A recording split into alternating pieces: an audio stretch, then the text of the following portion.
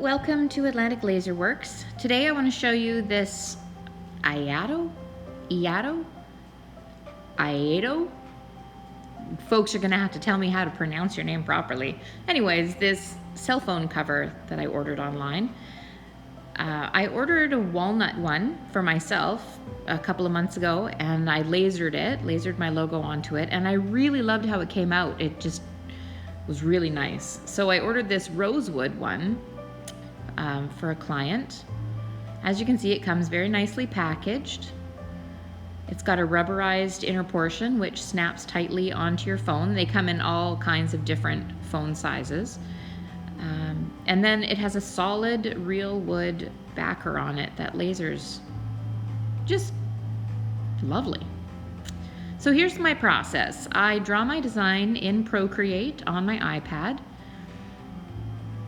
and I'm just gonna fire it over in a JPEG format to Lightburn on my MacBook. AirDrop's beautiful for this. I love working with Mac. It pops up here and it's so simple. Save it to downloads, and when my downloads folder opens, I can just click and drag it right onto my page in Lightburn and it's ready to go. It's just that easy. So here we go. I can resize it.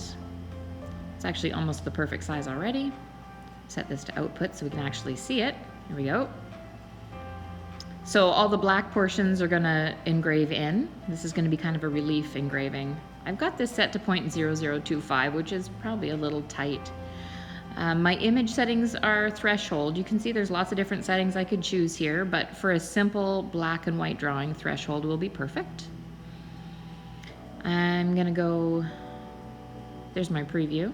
It's gonna take 22 minutes. Yeah, that's because I've got that interval setting pretty tight. So I'm just gonna bump that up to 0.003. I think that's still, I've got the 2-inch lens on, so that's gonna give me plenty of definition. 18 minutes, not too bad really. I did a test burn on some birch ply and this is how it came out. I like it so much I'm actually gonna turn it into a postcard. So the phone has a really nice, smooth, shiny finish already, and I don't wanna have to sand it. So I'm gonna mask. Those of you who have watched previous videos know that masking is not my favorite. I'm using this removable shelf liner, which if you have to mask, it's a good choice because it's easy to get, it's cheap, and it's a lot better than using strips of tape. If you use strips of tape, you'll get uneven burn where the tape overlaps, and you can sometimes even get like a line where your tape sections overlap. So peel off the backing, smooth this on nicely. It is nice, at least it doesn't leave any sticky residue or anything like that. I'm gonna make sure it's pushed on there really well because this is such a detailed engraving. I don't want to mess. Tight around all the edges. We're good. Okay. Back at the computer, you can see I'm going 10 inches per second. I'm doing that because I've actually set the laser, the offset is set perfectly to 10 inches per second, so that's always my most precise burn. I just haven't fiddled around with more. There we go. Get her started. I had this design size so it goes just off the edges. I wanted to be sure that it's going to be engraved over the entire surface of the phone. So 18 minutes later, we're back. Let's pop Sparky's lid and see what happened. All right, glad I masked. It's really covered with lots of soot. Yep, dirty. All right, so now we have to get all this masking off. Okay, maybe it'll just peel off all in one piece. Yeah, right.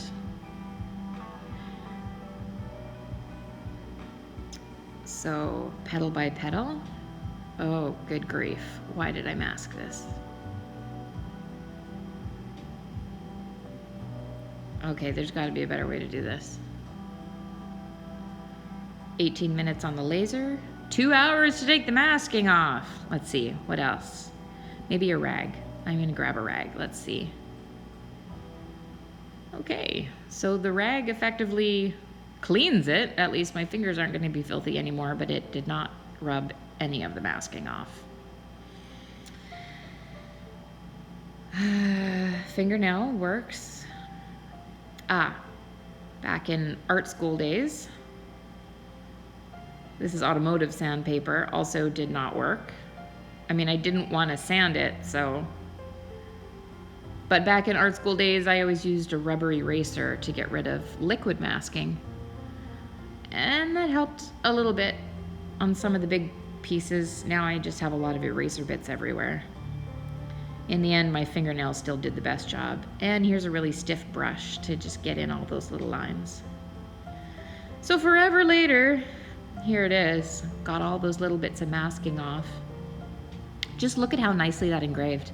And there where it's all like the relief portion, the deep portion, you can see the grain of the wood. So I did this at 30 power because I didn't want to burn all the way through and right down to the rubber. But it came out really nicely. I did give it one little spray of a clear coat afterwards just to be sure that it wouldn't get damaged. So there it is, the iATO cell phone covers. If you're a member of our House of Lasers group, iATO has offered us a great discount on bulk purchases of their phone covers. I think this is a really good product to offer for your laser business. People love customizing things, and it does not take long at all to pop a custom design into Lightburn and go for it. So thanks for joining us, and we'll see you next time.